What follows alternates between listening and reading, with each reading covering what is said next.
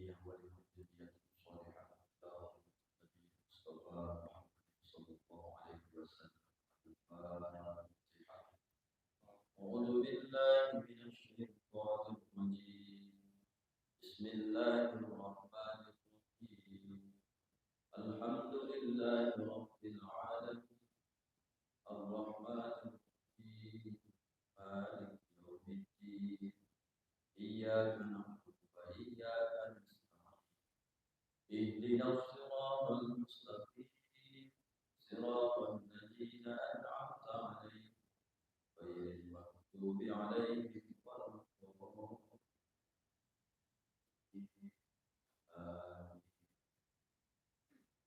بسم الله الرحمن الرحيم السلام عليكم ورحمة الله وبركاته.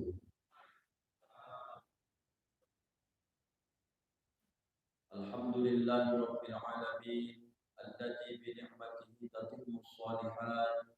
أشهد أن لا إله إلا الله الملك الحق المبين وأشهد أن محمدا رسول الله صادق الوعد الأمين.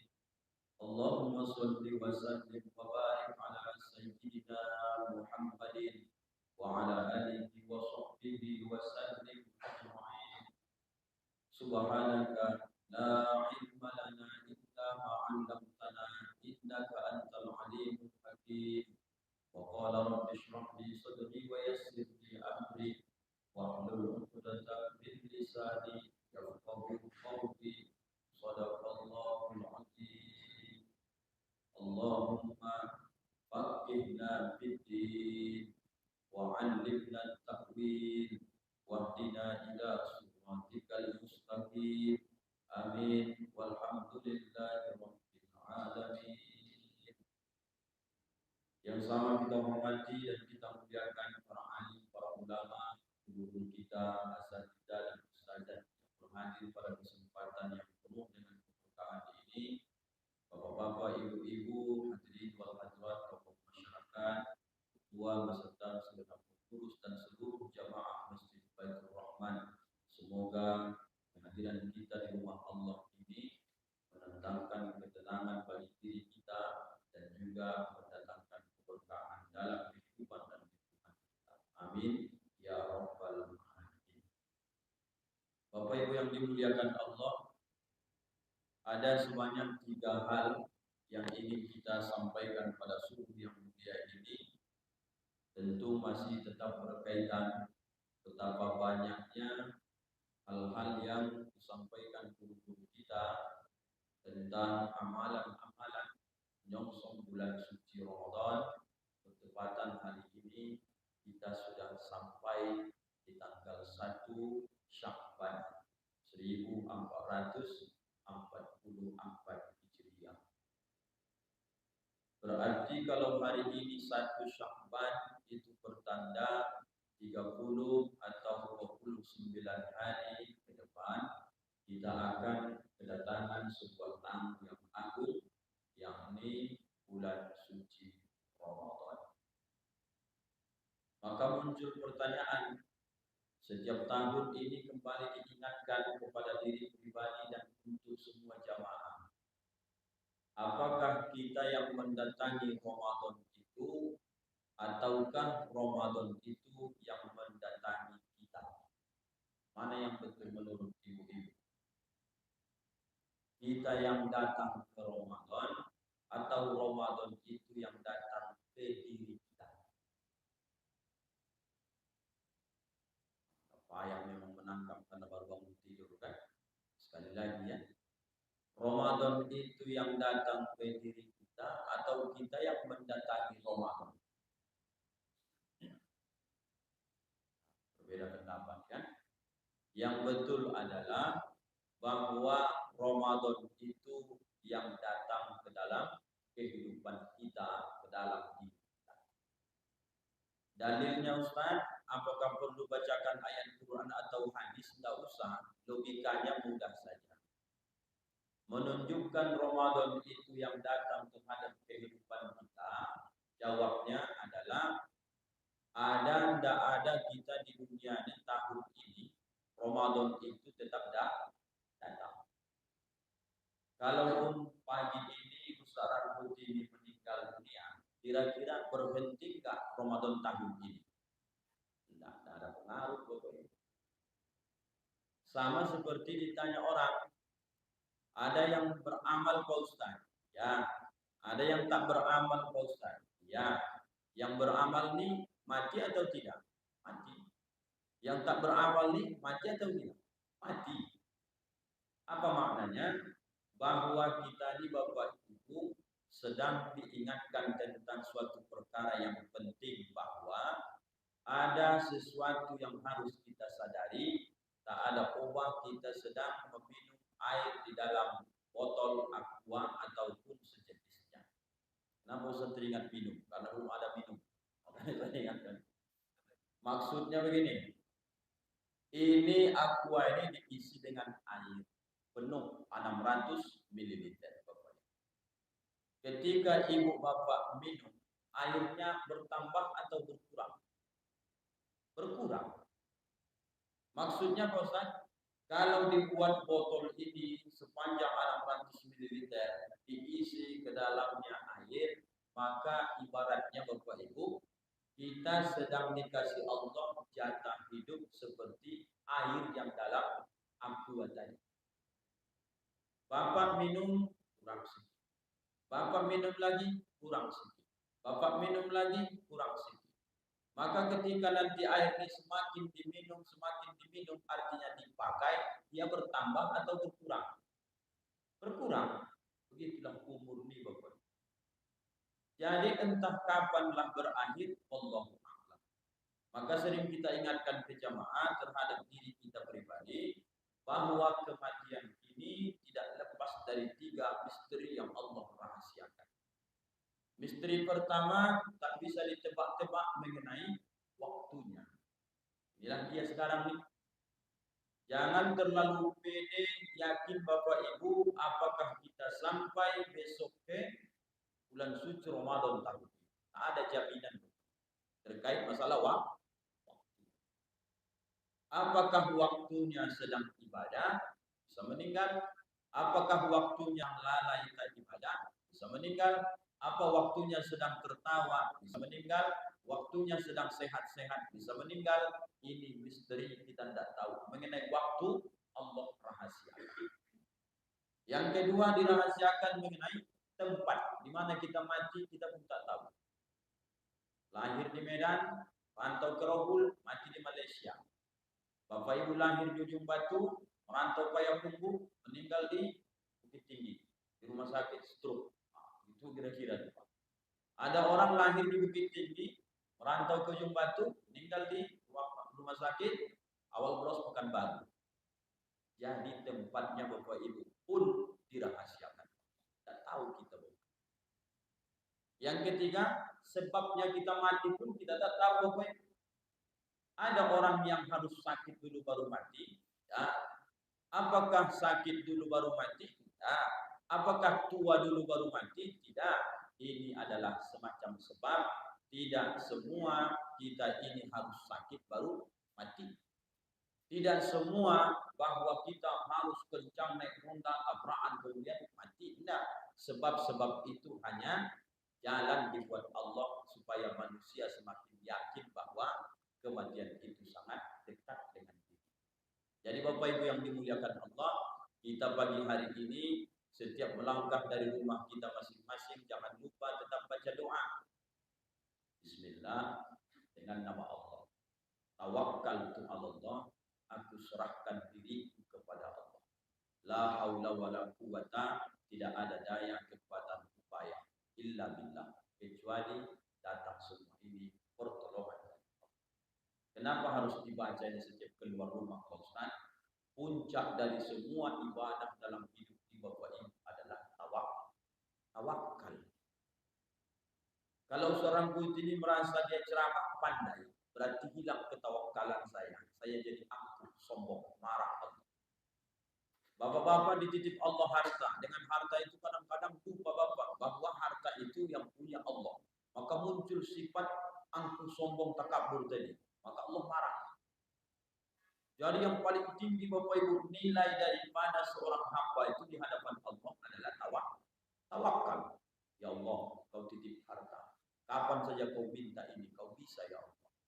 dengan harta ini? Jadikan aku hamba yang pandai mendekatkan diri lewat harta ini kepadamu, ya. Yang punya harta, yang punya ilmu, ya Allah, berikan kekuatan aku mengajarkan ilmu yang kau titipkan ini, sehingga besok berpulang ke hadapanmu, asbab ilmu ini lebih mudah aku mengambil dan mendapatkan surga ataupun ridho. Itu Bapak Ibu. Jadi yang paling tinggi, tawakal. Kenapa keluar rumah harus dibaca nih Pak Ustaz? Karena kita keluar rumah Pak, selangkah dua langkah, panaskan mobil, panaskan mesin Honda, berangkat kemanapun tujuannya, termasuk Pak ke Masjid Baitur Rahman, harus Bapak Ibu sadari kita sedang menghabiskan umur kita masing-masing dan menuju mendekati kuburan kita masing-masing. Tanpa Bapak Ibu sadari, termasuk yang berceramah. Apakah masih bisa balik lagi subuh hari ini ke subuh besoknya? Tidak. Waktu ini maju terus dan tidak akan pernah mundur. Maka kajian kita subuh ini bukanlah Ramadan itu yang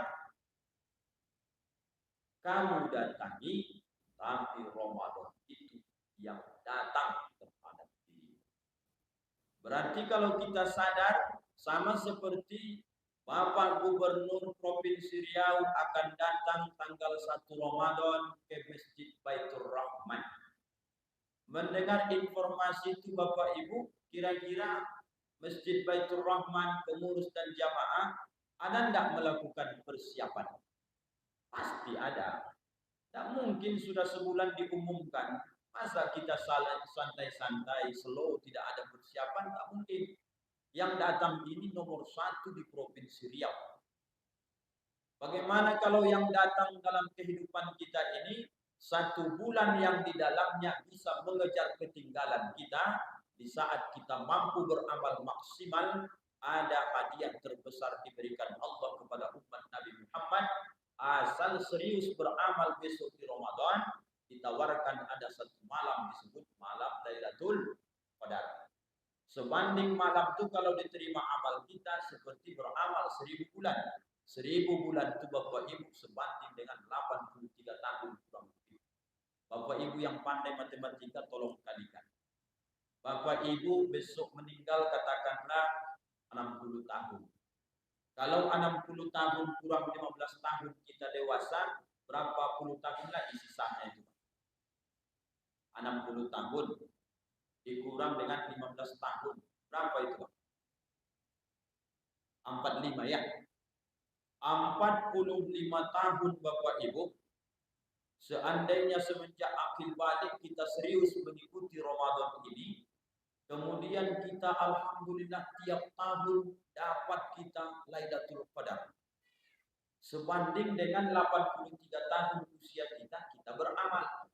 Kalau 83 tahun dikali dengan 45 tahun, berarti 45 kali.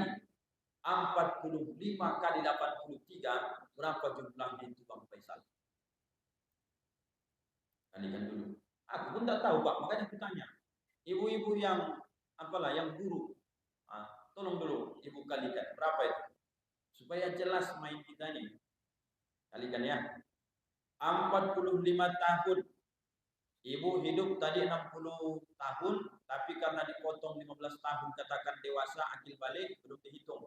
45 kali 83.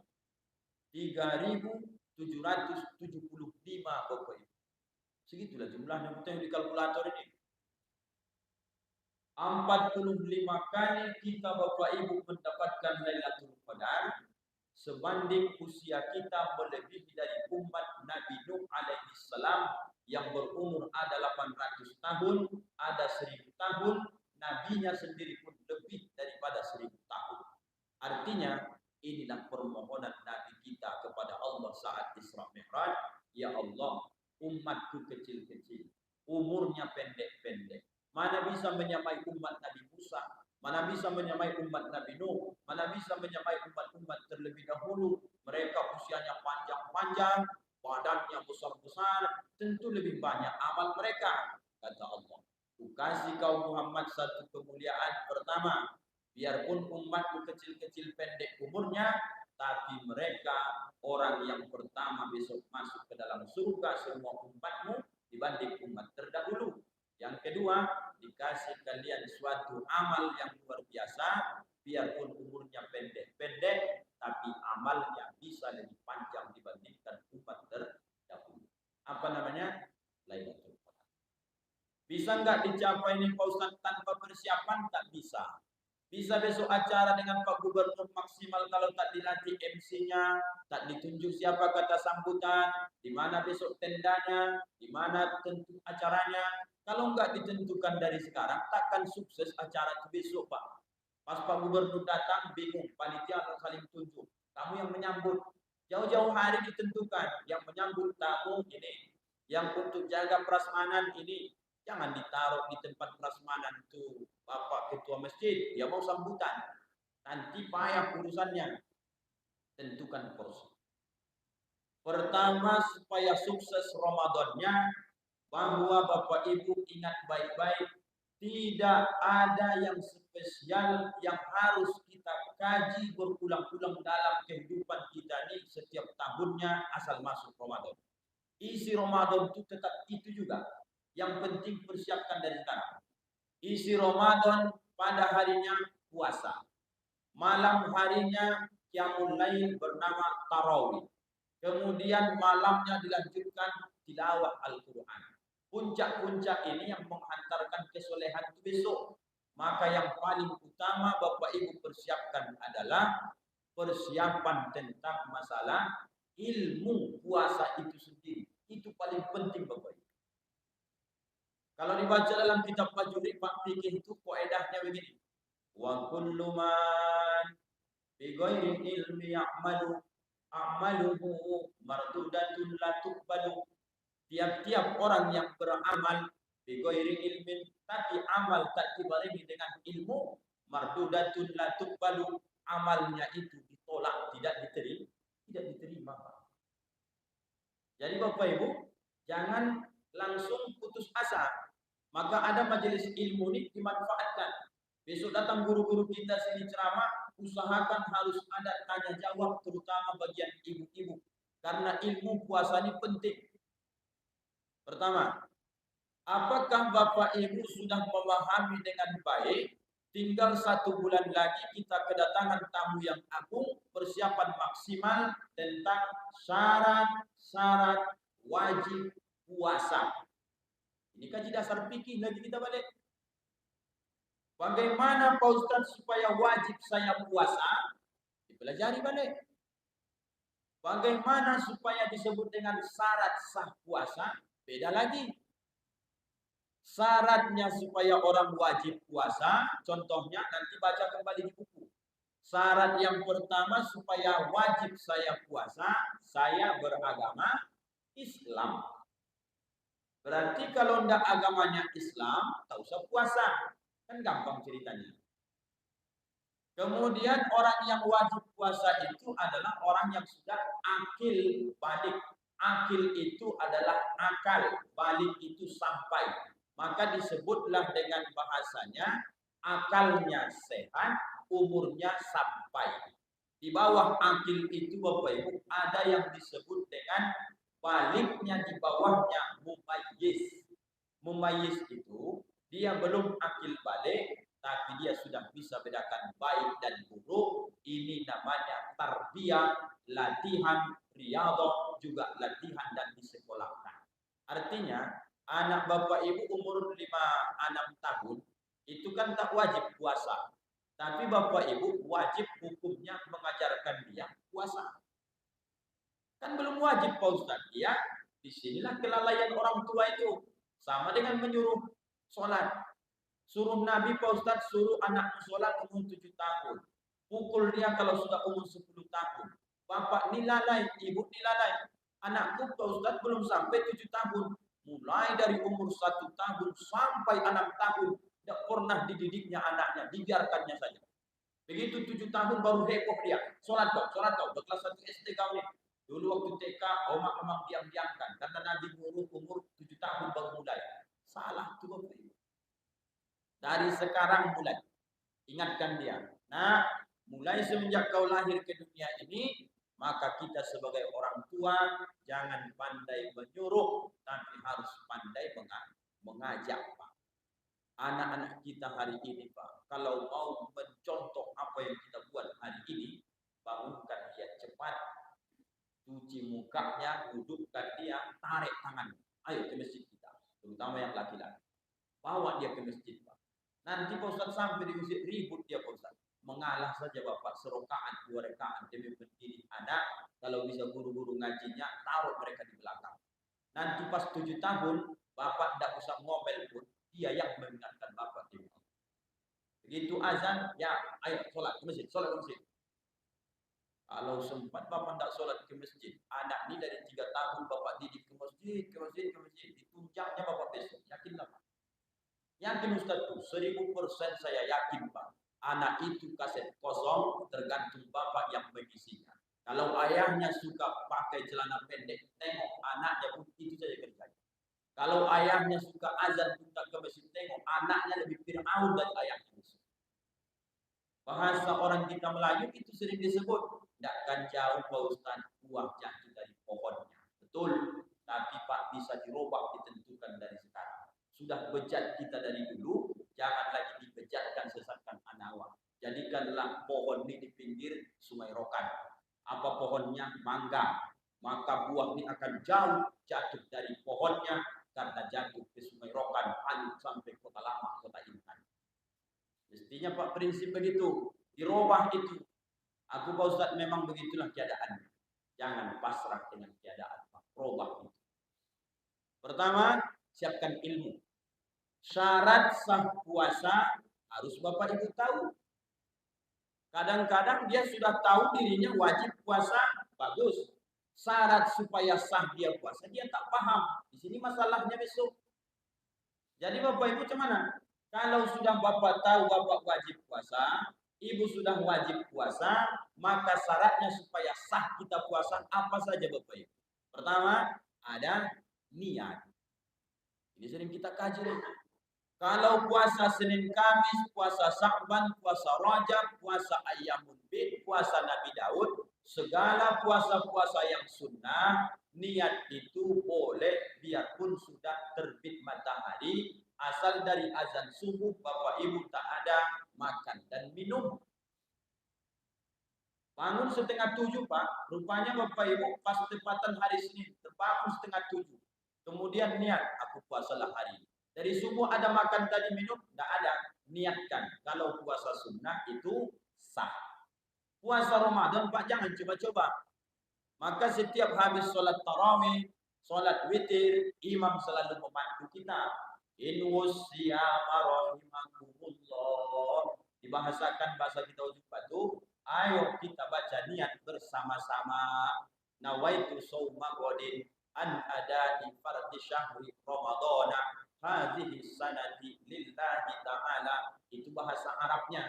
Bapak Ibu di belakang dipandu imam tak dapat bahasa Arab, niatkan langsung, ya Allah, aku berpuasa Ramadan besok hari karena Engkau ya Allah.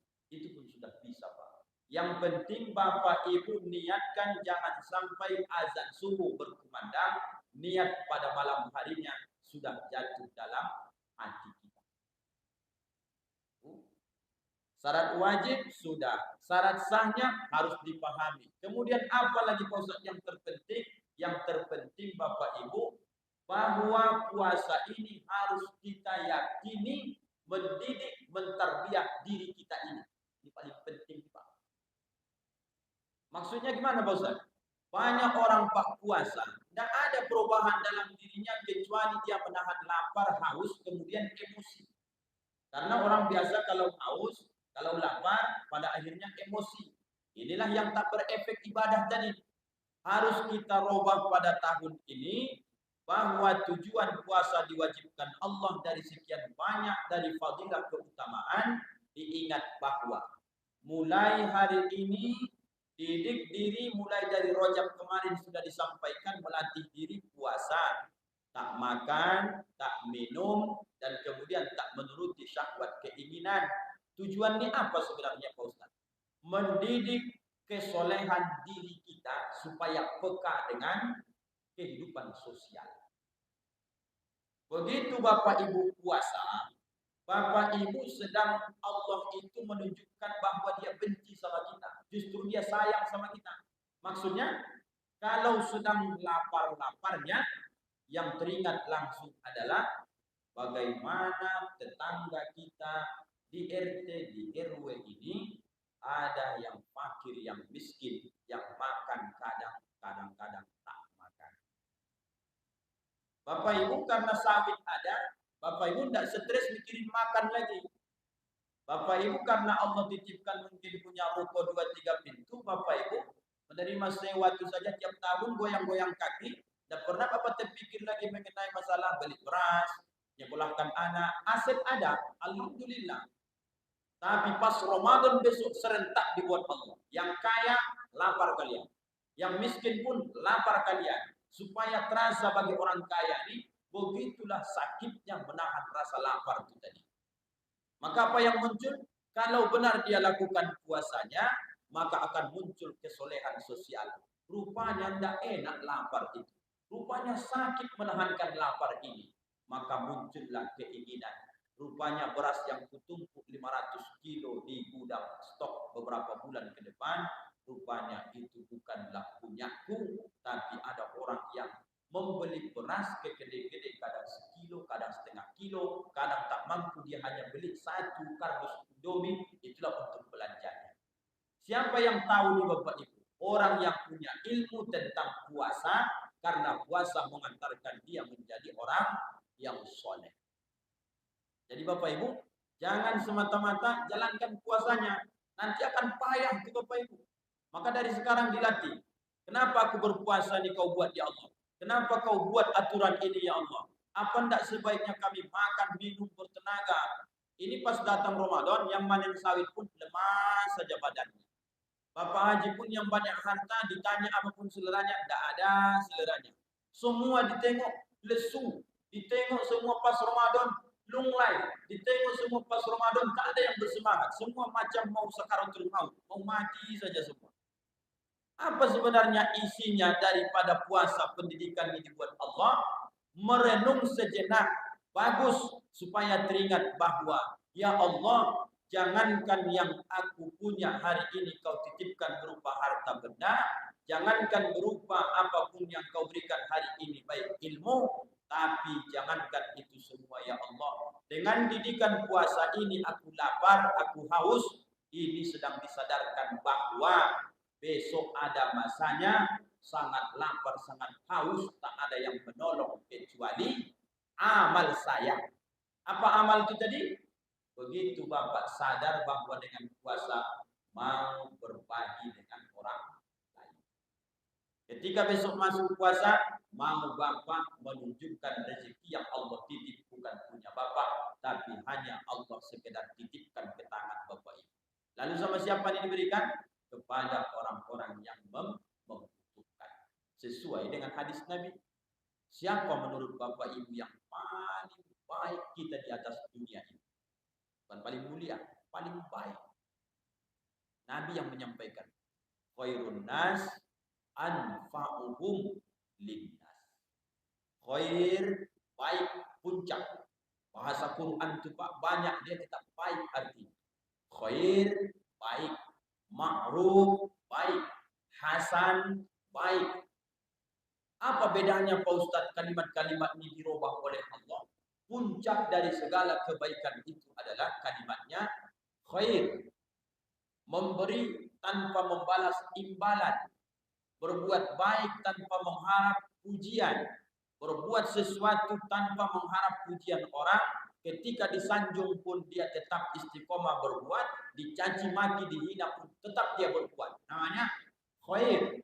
Oh ini luar biasa. Maka banyak nama orang Khairuddin. Sebaik-baik agama. Tapi kadang itu masalahnya. Dibuat namanya Khairuddin, perangannya Fir'aun. Itu yang paling susah kita. Tapi jadilah namanya mantap. Ini. Jadi Bapak Ibu, setelah ada di posisi khair tadi, apa amal yang dilakukan si khair ini? Anfa'uhum linnas. Puncaknya adalah sejauh mana kita di Bapak Ibu bermanfaat bagi manusia yang lain. Dari sekarang Pak tentukan, ya Allah, apa yang sudah kubuat hal yang bermanfaat bagi orang lain. Itu PR kita sekarang Pak. Mau kaya Bapak, itu bagus, itu anjuran agama Pak. Alhamdulillah, syukuri Pak. Tapi jangan gara-gara kekayaan itu kita pandang orang kecil, kita pandang orang sepele. Salah Bapak, salah Ibu besok. Ustaz ini dikasih Allah ilmu sedikit, kemudian berceramah. Asyik ceramahnya menyalahkan orang saja. Jadi saya tak bermanfaat, gagal berarti. Ayah Oma ada di sini yang suka membuat sesuatu hal yang menyenangkan orang. Apa itu? Suka setiap subuh Rabu seperti ini, dia pikirkan, aku memang tidak bisa mentraktir semua masyarakat gerakan subuh itu makan. Tapi ibu ini punya amal luar biasa, penting aku bermanfaat. Apa manfaatku? Ustadz manfaatnya kasih ceramah. Pengurus masjid, mereka manfaatnya memfasilitasi. Nanti pengurus lain menyorot, mengkamera, membuat YouTube. Ustaz, apa manfaatku ketika kami kumpul di gerakan subuh? Ibu masak bubur kacang hijau, nggak bisa 2 kilo, setengah kilo. Berapa nih dibungkus-bungkus kecil-kecil? 5 cuman Pak Ustaz. Nah, dengan 5 tadi bagikan ke kawan-kawan sebelah. Nah, ini tak cuma 5 tapi ya, tidak bisa semuanya. Siapa yang suka melakukan hal-hal yang seperti ini memberi manfaat ke orang, apa yang Bapak Ibu dapatkan luar biasanya kata Nabi, man dalla ala khairin falahu mislu ajri fa'il. Siapa orang-orang yang menunjukkan satu kebaikan saja, kebaikan ini manfaat bagi orang yang lain, maka kita dapat pahala asal orang lain melakukan hal yang sama dengan yang kita lakukan. Alangkah bahagianya orang yang sering dia menunjuk ajar kebaikan, meninggal dia, dilanjutkan orang kebaikan itu, berapa ratus tahun usia dia besok di dunia ini, padahal jasadnya sudah ditimbun berkalang dengan tanah. Inilah pentingnya kebaikan di Bapak Ibu. Pikirkan Bapak Ibu dari sekarang, apa yang bisa kita lakukan. Supaya nanti ketika kita pulang ke hadapan Allah, manfaat-manfaat ini akan mengalir terhadap kehidupan kita. Jadi Bapak Ibu, persiapan kita hari ini, pulang nanti ke rumah, kita sekarang sudah canggih, ada handphone, pikirkan supaya ilmu puasa ini didapatkan. Ilmu tentang apa Pak Ustaz? Pertama, syarat wajib puasa. Dibaca kembali. Yang kedua, syarat sah puasa. Dibaca kembali. Yang ketiga, manfaat daripada puasa. Inilah yang 3 ini dulu pagi ini akan kita sampaikan dan kembangkan nanti di rumah kita masing-masing. Besok pas kajian siapa ustadznya, buat semacam kalau bisa tanya jawab supaya nanti jemaah makin cerdas, makin pintar, dan puasa kita tahun ini kalau sampai kita nanti menjadi puasa terbaik yang pernah kita persembahkan kepada Allah. Finalisasinya tahun ini Bapak Ibu targetkan harus kita dapatkan amal yang lebih baik daripada 1000 bulan yang setara dengan 83 tahun. Baik Ustaz, jamaah, kita semua Bapak Ibu berhak mendapatkan. Kalau tidak dapat tahun ini kita sudah datang Ramadan besok, alangkah ruginya. Jangankan tahun besok, tahun ini pun masih saja cemas kita. Apakah Allah sampaikan kita atau tidak? Inilah yang 3 perkara ini Bapak Ibu yang bisa Ustaz sampaikan secara singkat dan sama-sama kita saling mengingatkan. Mudah-mudahan diberi Allah kita umur yang barokah dan disampaikan kita masuk ke bulan suci Ramadan. Amin ya rabbal alamin. Terima kasih Bapak Ibu atas segala perhatian. Mohon maaf atas segala kekurangan, keterbatasan ilmu, kebodohan kami, dan itu dalam penyampaian banyak kesalahan. Maafkan Ustaz dunia dan akhirat. Maaf Bapak Ibu. Alhamdulillahirabbil alamin. Subhanakallahumma wa bihamdika asyhadu an la ilaha illa anta astaghfiruka wa atubu ilaik. Assalamualaikum warahmatullahi wabarakatuh.